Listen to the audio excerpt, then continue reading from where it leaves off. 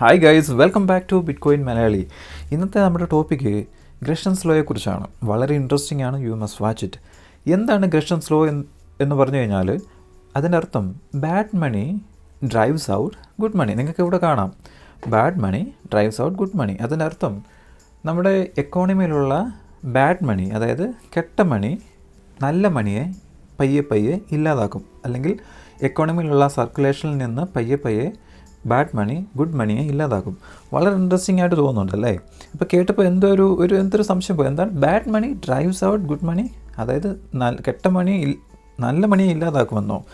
അപ്പോൾ അതിൻ്റെ അർത്ഥം എന്താണെന്ന് പറഞ്ഞാൽ, ഉദാഹരണം, ഒരു എക്കോണമിയിൽ 2 തരം കറൻസീസ് ഉണ്ടെന്ന് വിചാരിക്കുക. അതിൻ്റെ ഒന്ന് നല്ല കറൻസി അല്ലെങ്കിൽ നല്ല മണി, ഗുഡ് മണി, അതിന് വാല്യൂ ഉണ്ട്. രണ്ടാമത്തത് ബാഡ് മണി, അതിന് അധികം വാല്യൂ ഇല്ല. അപ്പോൾ ജനങ്ങൾ എന്ത് ചെയ്യും? They will spend this bad money, അതായത് വാല്യൂ ഇല്ലാത്ത മണി അവർ സ്പെൻഡ് ചെയ്യും. And they will keep and save good money, നല്ല മണി അവർ സൂക്ഷിച്ചു വെക്കും. ഇതിൻ്റെ നല്ലൊരു ഉദാഹരണം കിടക്കുന്നത് റോമൻ എംപയർ ആണ്. നിങ്ങൾ കേട്ടിട്ടുണ്ടായിരിക്കും, ദ ഗ്രേറ്റ് റോമൻ എംപയർ. ഈ ഒരു കഥയിലോട്ട് പോകുമ്പോൾ നമുക്ക് എന്താണ് ഈ ഗ്രഷൻസ് ലോ എന്താണെന്ന് വളരെ വ്യക്തമായിട്ട് മനസ്സിലാവും. നിങ്ങൾക്ക് കഥ കേൾക്കാൻ ഇഷ്ടമല്ലേ? ഓക്കെ, സോ നമുക്ക് കുറേ കാലഘട്ടങ്ങൾ പുറയിലോട്ട് പോകാം. അതിശക്തമായി നിന്നിരുന്ന റോമൻ എംപയറിൻ്റെ കാലഘട്ടങ്ങളിലേക്ക് പോകാം. ഏകദേശം AD 54 തൊട്ട് ഏകദേശം 68 ആണെന്ന് തോന്നുന്നു AD. ആ സമയങ്ങളിൽ അവർ ഒരു ഗോൾഡ് കോയിൻസാണ്, ഗോൾഡാണ് പൈസയായിട്ട് മണിയായിട്ട് യൂസ് ചെയ്തുകൊണ്ടിരുന്നത്. ആ സമയത്ത് ഒരു ഗോൾഡ് കോയിൻസിന് അവർ പറയുന്ന പേരാണ് ഓറിയസ്. അതിൻ്റെ ഒരു ഗോൾഡ് കോയിൻസിന് പറയുന്നതാണ് ഓറിയസ് എന്ന് പറയുന്നത്. അതായത് 25 സിൽവർ, ആ കാലഘട്ടങ്ങളിൽ ദിനാറിയസ് എന്ന് പറയും. ദിനാറിയസ് 25 സിൽവർ അടങ്ങുന്നതാണ് ഒരു ഓറിയസ്, അതായത് ഒരു ഗോൾഡ് കോയിൻ. അപ്പോൾ നിങ്ങൾക്കെല്ലാം അറിയാം, റോമൻ എംപയർ എന്ന് പറഞ്ഞാൽ അതിശക്തമായിട്ടുള്ള ഒരു, ലോകത്തിൽ തന്നെ അതിശക്തമായിട്ടുള്ള ഒരു എംപയർ ആയിരുന്നു റോമൻ സാമ്രാജ്യം എന്ന് പറയുന്നത്. അതിൻ്റെ അടിസ്ഥാനം എന്തുകൊണ്ടാണെന്ന് വെച്ച് കഴിഞ്ഞാൽ ദേ യൂസ് ഗോൾഡ്. അവരുടെ മണി ഗോൾഡ് ആയിരുന്നു. ഗോൾഡ് നിങ്ങൾക്കറിയാം ഇസ് റെയർ. നമ്മൾ മൈനിങ് ചെയ്തെടുക്കണം അല്ലേ? അപ്പോൾ നിങ്ങൾക്ക് വേറൊരു കാര്യം അറിയാം, ഈ റോമൻസ് എന്ന് പറയുന്നത് യുദ്ധ കൊതിയന്മാരായിരുന്നു. അവരെല്ലാ രാജ്യങ്ങളും യുദ്ധം ചെയ്ത് കീഴടക്കിക്കൊണ്ടിരിക്കുന്ന സമയം. അപ്പോൾ ഈ ഒരു യുദ്ധത്തിൻ്റെ പ്രശ്നം വരുമ്പോൾ അവർക്ക് അഭിമുഖീകരിക്കേണ്ടി വരുന്ന, അല്ലെങ്കിൽ അവർക്ക് ഫേസ് ചെയ്യേണ്ടി വരുന്നൊരു പ്രശ്നം എന്താണെന്ന് പറഞ്ഞു കഴിഞ്ഞാൽ, അവർക്ക് യുദ്ധം നടത്തിക്കൊണ്ട് പോകാനുള്ള പൈസ ഇല്ലാതായി വരുന്നു. കാരണം ഈ ഗോൾഡ് എന്ന് പറയുന്നത് നമ്മുടെ ഇപ്പോഴത്തെ പേപ്പർ മണി പോലെ പ്രിൻറ്റ് ചെയ്യാൻ ഒക്കുന്ന കാര്യങ്ങളല്ല. They have to mine it, അതായത് അവർ മൈനിങ് ചെയ്തെടുക്കണം അല്ലേ? അപ്പോൾ മൈനിങ് ചെയ്തെടുക്കണമെന്നുണ്ടെങ്കിൽ സമയമെടുക്കും. ഇന്നത്തെ പോലെ ടെക്നോളജി അവർക്കില്ല. അപ്പോൾ എന്ത് ചെയ്യും? അവർ കൂടിയിരുന്ന് ആലോചിച്ചു, ഇന്നത്തെ പോലെ പൈസ പ്രിൻ്റ് ചെയ്യാൻ ഒക്കത്തില്ല. ഇപ്പോൾ നമ്മളൊരു ടൈം ട്രാവൽ ചെയ്ത് നേരെ റോമൻ എംപയറിലേക്ക് ചെല്ലുക. എനിക്ക് വളരെ വലിയൊരു ആഗ്രഹമാണ്, എൻ്റെ സ്വപ്നമാണ് ഒരു ടൈം ട്രാവൽ ചെയ്ത് റോമൻ എംപയറിലേക്ക് പോകുക. അതെങ്ങനെയായിരുന്നു അവിടെ ആ സമയങ്ങളിൽ നിന്ന് കാണാൻ വേണ്ടി. അപ്പോൾ നമ്മൾ ട്രെയിൻ ട്രാവൽ ചെയ്ത് റോമൻ എംപയറിൽ പോകുകയാണെന്നുണ്ടെങ്കിൽ നമ്മുടെ ഇന്നത്തെ ഒരു ക്രെഡിറ്റ് കാർഡോ അല്ലെങ്കിൽ നമ്മുടെ ഇന്നത്തെ ക്യാഷോ കാണിച്ചു കഴിഞ്ഞാൽ അവരെന്ത് പറയും? അവർക്കത് അറിയത്തില്ല അതെന്താണെന്നുള്ള കാര്യം അല്ലേ? അവർ പറയും please bring the gold coins അല്ലേ? ഗോൾഡ് കോയിൻസ് ആണ് അവരുടെ കണ്ണിൽ പൈസ എന്ന് പറയുന്നത്. അന്നൊന്നും ഈ പേപ്പറിൻ്റെ പരിപാടികളോ അങ്ങനെയൊന്നുമില്ല. അങ്ങനെ ഈ റോമൻ ആളുകൾ ഇതിനെക്കുറിച്ച് ആലോചിച്ചു, ഓക്കെ നമുക്ക് എങ്ങനെ പ്രിൻ്റ് ചെയ്യാനൊക്കും പൈസ എന്ന് ആലോചിച്ചപ്പോൾ അവർക്ക് വന്ന ഐഡിയ ആണ്, ഈ ഗോൾഡ് കോയിൻസിനകത്തോട്ട് പയ്യെ ഈ ജനങ്ങളറിയാതെ ഈ പല പല മെറ്റൽസ്, അതായത് കോപ്പർ, ബ്രോൺസ്, അങ്ങനെയുള്ള സാധനങ്ങൾ, ഇങ്ങനെയുള്ള മെറ്റൽ മിക്സ് ചെയ്യാൻ തീരുമാനിക്കുന്നു. അതായത് ആദ്യമേ ഒരു 2% ആ പ്യൂറായിട്ടുള്ള ആ ഗോൾഡ് കോയിൻസിനകത്തോട്ട് ഇവരെന്ത് ചെയ്തു? ആദ്യമേ 2% ഇതുപോലുള്ള മെറ്റൽ ആഡ് ചെയ്തു, മിക്സ് ചെയ്തു. പിന്നെ 5, പിന്നെ 10. ഈ സമയങ്ങളിലൊന്നും ജനങ്ങളത് അറിയുന്നില്ല. അവർ സാധാരണ പോലെ തന്നെ മാർക്കറ്റിൽ ചെന്നു മുട്ട മേടിക്കുന്നു, ഗ്രോസറി മേടിക്കുന്നു, അങ്ങനെയുള്ള കാര്യങ്ങൾ ഈ ഗോൾഡ് കോയിൻസ് കൊടുത്ത് മേടിക്കുന്നു. അപ്പോൾ ആ സമയങ്ങളിലേക്ക് ഈ ഗോൾഡ് കോയിൻസിന് വാല്യൂ ഉണ്ട്. റോമൻ എംപയർ അതിശക്തമായിട്ട് പ്രൊഡക്റ്റീവായിട്ട് വളർന്നുകൊണ്ടിരിക്കുന്ന സമയങ്ങളാണ് ഈ സമയങ്ങൾ. അന്നേരം ഈ ഒരു ബുദ്ധി കാരണം, ഈ ഒരു അതിബുദ്ധി കാരണം അവർ പയ്യെ പയ്യെ ഈ കോയിൻസിനകത്തോട്ട് ഇത് മിക്സ് ചെയ്യാൻ തുടങ്ങി. 15, 20, 30% ഈ കോയിൻസിനകത്തോട്ട് ഇത് ആഡ് ചെയ്യാൻ തുടങ്ങി, ഈ മിക്സ്ഡ് ആയിട്ടുള്ള മെറ്റൽസ്. പയ്യെ ജനങ്ങൾക്ക്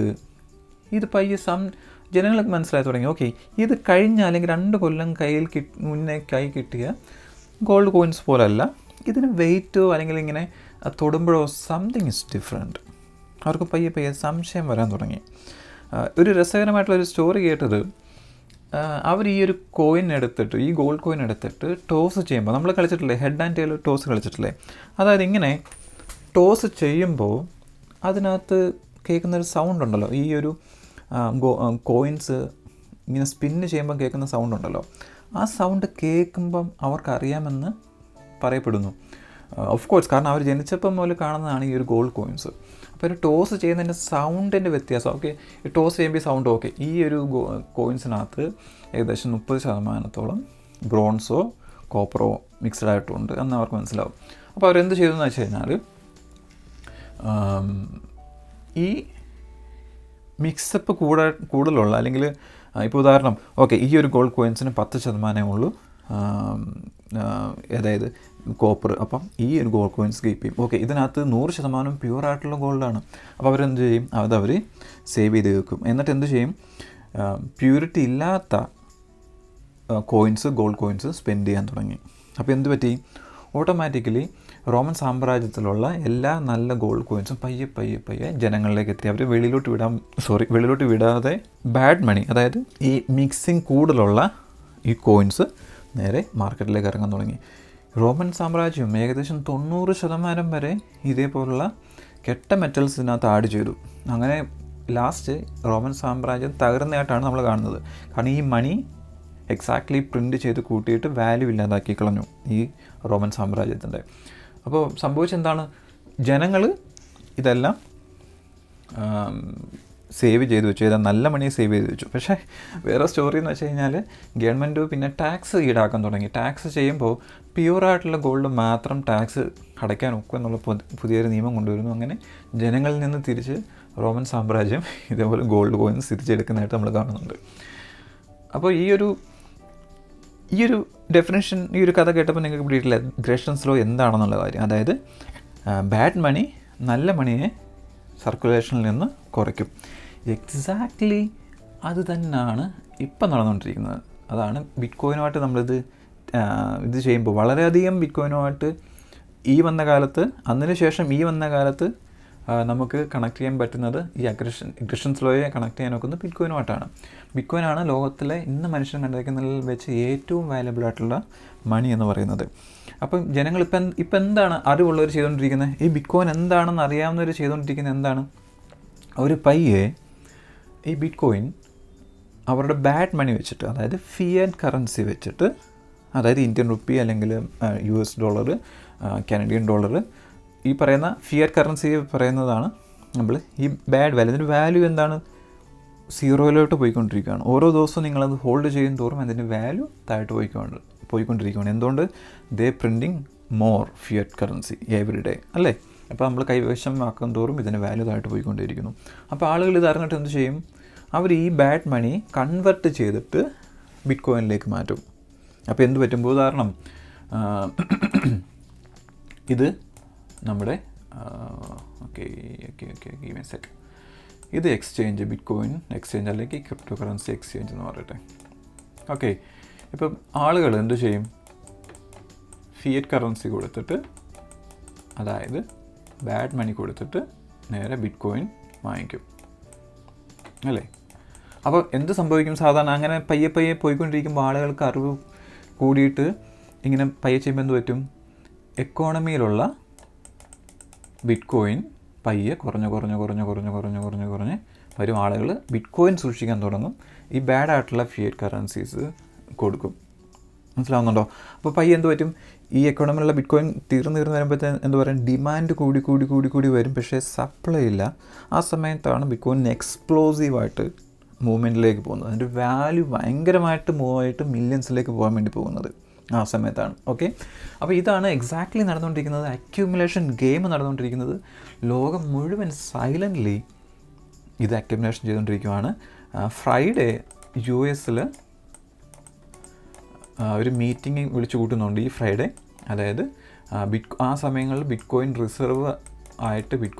നാഷണൽ റിസർവ് ആയിട്ട് അംഗീകരിക്കുമെന്ന് പറയപ്പെടുന്നു. അതിൽ ആ ന്യൂസ് വരുന്നുണ്ട്. വൈറ്റ് ഹൗസിൽ വെച്ചിട്ട് ഈ ഒരു മീറ്റിംഗ് കൂടുന്നുണ്ട് ഫ്രൈഡേ. നമുക്കറിയാം എന്താണ് സംഭവിക്കാൻ പോകുന്നതെന്നുള്ള കാര്യം. അതങ്ങനെ അഥവാ റിസർവ് ആയിട്ട് ആക്കുന്നുണ്ടെങ്കിൽ 2-3 മാസത്തിനകം ബിറ്റ് കോയിൻ്റെ പ്രൈസ് ഹ്യൂജായിട്ട് അപ്രിഷ്യേറ്റ് ചെയ്യും. ഇപ്പോൾ ഇതാണ് സംഭവിച്ചുകൊണ്ടിരിക്കുന്നത്. അപ്പോൾ നിങ്ങൾ എന്ത് ചെയ്യണം? നിങ്ങൾ ചെയ്യേണ്ടത് ഇത് തന്നെ. അതായത് ഇതൊന്ന് മായ്ച്ചോട്ടെ. നിങ്ങൾ ചെയ്യേണ്ടത് എന്താണ്? നിങ്ങൾക്കൊരു ബേസ് ലെയർ ഉണ്ട്. അതായത് ഒരു ബേസ് ലെയർ എന്ന് പറയുന്നത് നമ്മുടെ ബിറ്റ്കോയിന് ഒരു ബേസ് ആയിട്ടുള്ള മണിയാണ് അല്ലേ? ആ ബേസ് ലെയറിലെ അല്ലെങ്കിൽ ഫിക്സ് ആയിട്ടുള്ള മണി നിങ്ങൾക്കുണ്ട്, അല്ലെങ്കിൽ ഒരു ഗുഡ് മണി എന്ന് പറയാം. Good money. ഇപ്പം നമുക്ക് ബാഡ് മണി കിട്ടുന്നുണ്ട്, ഫിയറ്റ്. നിങ്ങൾ ഈ ഫിയറ്റ് കറൻസി യൂസ് ചെയ്യേണ്ടത് പ്രോഡക്റ്റ് സർവീസസ് മേടിക്കാൻ യൂസ് ചെയ്യുക. ബാക്കി വരുന്നത് you have to move to the base layer. അതായത് അടിസ്ഥാനം, നിങ്ങളുടെ അടിസ്ഥാനം ഒരിക്കലും ഇളകരുത്, സ്ട്രോങ് ആയിരിക്കണം. ആ ഗുഡ് മണിയിലേക്ക് പോവുക. എപ്പോഴും ഫിയറ്റ് കറൻസി കിട്ടുന്നു, നിങ്ങൾ അത് യൂസ് ചെയ്യുന്നു, എന്നിട്ട് വേഗം അത് ബിറ്റ്കോയിനിലേക്ക് കൺവേർട്ട് ചെയ്യുന്നു. പയ്യെ കൺവേർട്ട് ചെയ്യുന്നതനുസരിച്ച് ഞങ്ങളുടെ ബേസ് കൂടി അടിസ്ഥാനം കൂടി വരുന്നു. നിങ്ങൾ ബിറ്റ്കോയിനിലേക്ക് ഹോൾഡ് ചെയ്യുമ്പോൾ എന്ത് പറ്റും? അതിൻ്റെ വാല്യൂ എക്സ്പോണൻഷ്യലിയാണ് മൂവ് ചെയ്യുന്നത്. അതിൻ്റെ വാല്യൂ കൂടിക്കൊണ്ടേയിരിക്കുന്നുണ്ട്. നിങ്ങൾക്കൊരു കാര്യം കേട്ടിട്ടുണ്ടായിരിക്കും. നിങ്ങൾ ലോകത്തിലെ ഏറ്റവും എക്സ്പെൻസീവായിട്ടുള്ളൊരു പീസ 2010 ലാസ്ലോ എന്ന് പറയുന്ന വ്യക്തി, ഈ കാണുന്ന വ്യക്തി മേടിക്കുകയുണ്ടായി. ഏകദേശം ഒരു പീസയ്ക്ക് അദ്ദേഹം സ്പെൻഡ് ചെയ്തത് ഏകദേശം 10,000 ബിറ്റ്കോയിനാണ്. അത് നല്ല കാര്യമാണ് അദ്ദേഹം ആ സമയങ്ങളിൽ ചെയ്തത്. ബട്ട് ഞാൻ എക്സ്പ്ലെയിൻ ചെയ്തത് എന്താണെന്ന് പറഞ്ഞു കഴിഞ്ഞാൽ, ഇന്ന് ആ 10,000 ബിറ്റ്കോയിൻ്റെ വില എന്ന് വെച്ച് കഴിഞ്ഞാൽ $1 ബില്യൺ.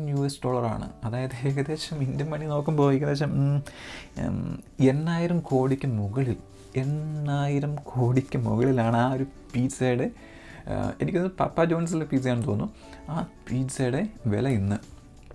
ലോകത്തിലെ ഏറ്റവും എക്സ്പെൻസീവായിട്ടുള്ള വിലയുള്ള പിസ്സയാണ് ഈ നിങ്ങൾ ഈ മുന്നിൽ കാണുന്ന സാധനം. 8,000 കോടി. ഞാൻ പറയുന്നത്, നിങ്ങൾ ബിറ്റ്കോയിൻ ഒരിക്കലും don't use for buying coffee അല്ലെങ്കിൽ എഗ്ഗ് അല്ലെങ്കിൽ ഗ്രോസറി, ഇതൊന്നും മേടിക്കാൻ നിങ്ങൾ ഒരിക്കലും ബിറ്റ്കോയിൻ യൂസ് ചെയ്യരുത്. അങ്ങനെ ഒരിക്കലും ചെയ്യരുത്. കാരണം അത് നിങ്ങൾ ചെയ്യുന്നതെന്ന് വെച്ച് കഴിഞ്ഞാൽ, നിങ്ങൾ ആ ഒരു മുട്ട മേടിക്കുന്ന ആ ഒരു ലോകത്തിലെ ഏറ്റവും എക്സ്പെൻസീവായിട്ടുള്ള മുട്ടയായിരിക്കും. ഇതൊരു 4 കൊല്ലം കഴിയുമ്പോൾ ഈ 1 ബില്യൺ എന്നുള്ളത് 2-3 ബില്യൺ ആവും. വീണ്ടും ഈ എക്സ്പെൻസീവ് കൂടിക്കൊണ്ടേ ഇരിക്കത്തുള്ളൂ. അത് മുട്ട നിങ്ങൾ ഒരിക്കലും വാങ്ങിച്ചു കഴിഞ്ഞാൽ, ബിറ്റ്കോയിൻ കൊണ്ട് വാങ്ങിച്ചു കഴിഞ്ഞാൽ ആ മുട്ടയുടെ വാല്യൂ കൂടിക്കൊണ്ടേ ഇരിക്കത്തുള്ളൂ. പറഞ്ഞ മനസ്സിലാവുന്നുണ്ടോ? ഇന്ന് എനിക്ക് തോന്നുന്നു ഒരു കാൽക്കുലേഷൻ അനുസരിച്ച് ഒരു ഇന്ത്യൻ റുപ്പിക്ക് ഏകദേശം 10-12 സതോഷി മേടിക്കാനൊക്കെ തോന്നുന്നു. സതോഷി എന്ന് പറഞ്ഞു കഴിഞ്ഞാൽ സാറ്റ്സ് എന്ന് പറയും, അല്ലെങ്കിൽ സതോഷി എന്ന് പറയും. അതായത് ഒരു ബിറ്റ്കോയിൻ എന്ന് പറയുന്നത് 100 മില്യൺ സതോഷിയാണ്. അപ്പോൾ ഒരു റുപ്പിക എന്ന് പറയുന്നത് 100 പൈസ ചേരുന്നതാണ് ഒരു റുപ്പിക. അതേപോലെ തന്നെ ഒരു ബിറ്റ്കോയിൻ എന്ന് പറയുന്നത് 100 മില്യൺ സതോഷിയാണ്. അപ്പോൾ ഇന്ന് ഒരു രൂപയ്ക്ക് ഏകദേശം എനിക്ക് തോന്നുന്നു 12 സതോഷി മേടിക്കാൻ ഒക്കും തോന്നുന്നു, എൻ്റെ കാൽക്കുലേഷൻ അനുസരിച്ച്. അടുത്ത കൊല്ലം നിങ്ങൾക്ക് 1 രൂപയ്ക്ക് ചിലപ്പം 8 സതോഷി മേടിക്കാൻ ഒക്കത്തുള്ളൂ. അത് കഴിഞ്ഞ് വീണ്ടും ഒരു 4 കൊല്ലം കഴിഞ്ഞിട്ട് നിങ്ങൾക്ക് വെറും 3 സതോഷിയെ മേടിക്കാൻ ഒക്കൂ. പറഞ്ഞ് മനസ്സിലാവും? അതായത് നിങ്ങളുടെ ഫിയറ്റ് കറൻസിയുടെ വാല്യൂ ഇല്ലാതായിക്കൊണ്ടിരിക്കുകയാണ്. പക്ഷേ സതോഷി നിങ്ങൾക്ക് കുറച്ചേ കിട്ടൂ. പറഞ്ഞ് മനസ്സിലാവും? അതുകൊണ്ട് നിങ്ങൾ ചെയ്യേണ്ടത്, നിങ്ങളുടെ ഫിയറ്റ് കറൻസി നിങ്ങൾ യൂസ് ചെയ്യുക. നിങ്ങൾക്ക് റെൻ്റ് അടയ്ക്കാം, അല്ലെങ്കിൽ മോർഗേജ് ചെയ്യാം, ഇലക്ട്രിസിറ്റി ബില്ല് നിങ്ങൾക്ക് പേ ചെയ്യാം. എല്ലാം പേ ചെയ്ത് കഴിഞ്ഞാൽ ബാക്കി വരുന്നത്, if you don't need it for next 5 year or 3 year, just move to bitcoin. ഒരിക്കലും നിങ്ങൾക്ക് എക്സ്പെൻസസ് മീറ്റ് ചെയ്യാൻ പറ്റുന്നില്ലെങ്കിൽ ഡോണ്ട് മൂവ് ടു ബിറ്റ്കോയിൻ. അതൊരിക്കലും നല്ലതായിട്ടുള്ള കാര്യമല്ല.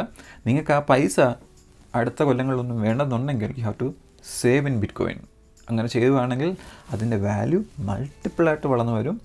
So that's the way we will get the financial freedom. ഒരു ടൈമിൽ ലോകത്തിലെ ഏറ്റവും വേഗത്തിൽ നിങ്ങളെ റിട്ടയർ ചെയ്യിക്കാൻ കഴിവുള്ളൊരു മണി എന്ന് പറയുന്നത് ബിറ്റ്കോയിൻ മാത്രമേ ഉള്ളൂ. You will find it soon. മനസ്സിലായി? അപ്പം ഒരിക്കലും നിങ്ങൾ എക്സ്പെൻസീവായിട്ടുള്ള ഗ്രോസറിയോ അങ്ങനെയുള്ള കാര്യങ്ങളൊന്നും ബിറ്റ്കോയിൻ കൊണ്ട് പർച്ചേസ് ചെയ്യരുത്. എനിക്ക് തോന്നുന്നില്ല ഇന്ത്യയിൽ അതങ്ങനെ തുടങ്ങിയിട്ടുള്ള കാര്യം. പക്ഷേ ബാക്കി വെസ്റ്റേൺ കൺട്രീസിൽ, ഈ പറഞ്ഞ കാനഡ, US ബിറ്റ്കോയിൻ കൊണ്ട് എല്ലാം വാങ്ങിക്കാം. എല്ലാം ബിറ്റ്കോയിൻ കൊണ്ട് വാങ്ങിക്കാൻ നോക്കും. അതുകൊണ്ട് ഡോണ്ട് സ്പെൻഡ് യുവർ ബിറ്റ്കോയിൻ. പറഞ്ഞ് മനസ്സിലാവുന്നുണ്ടോ? ആദ്യമേ ഒരു മണി എന്ന് പറയുന്നത് ആദ്യമേ കളക്റ്റബിൾസ് ആയിട്ട് തുടങ്ങും, എന്നിട്ട് സ്റ്റോർ ഓഫ് വാല്യൂ ആവും, എന്നിട്ട് മീഡിയം ഓഫ് എക്സ്ചേഞ്ച് ആവും, എന്നിട്ട് യൂണിറ്റ് ഓഫ് അക്കൗണ്ട് ആവും. അതായത് ആദ്യമേ കളക്റ്റബിൾസ് ആയിട്ട് തുടങ്ങി ആളുകൾക്ക് ഈ സമയങ്ങളിൽ ലാസ്റ്റിലൊക്കെയുള്ള ഈ 2010-2011 കാലയളവിൽ ഇത് കളക്റ്റബിൾസ് ആയിട്ട് തുടങ്ങി. ആളുകൾക്ക് ഇതൊരു ഓക്കെ ഇത് ബിറ്റ് കോയിൻ കൊള്ളാലോ, ഈ ഒരു ലോകത്ത് ആർക്കും നിയന്ത്രിക്കാനൊക്കത്തില്ല, ലോകത്ത് എങ്ങോട്ട് വേണമെങ്കിലും ആർക്ക് വേണമെങ്കിലും ഈ ഒരു വാല്യൂ സെൻഡ് ചെയ്യാനൊക്കും. അപ്പം അതിന് വാല്യൂ കണ്ടെത്തിയതാണ് ലാസ്ലോ അന്ന്. അതായത് ലാസ്ലോ പറയുന്നത് 10,000 ബിറ്റ് കോയിൻ കൊടുത്ത് എനിക്കൊരു പിസ്സ മേടിക്കാൻ പറ്റി, അതിന് വാല്യൂ ഉണ്ട് ബിറ്റ് കോയിൻ എന്നുള്ള ഒന്ന് പിടിയിട്ട് അന്ന് മുതൽ ബിറ്റ് കോയിന് വാല്യൂ കണ്ടു തുടങ്ങി. പുള്ളി ചെയ്ത വലിയൊരു കാര്യമാണ്.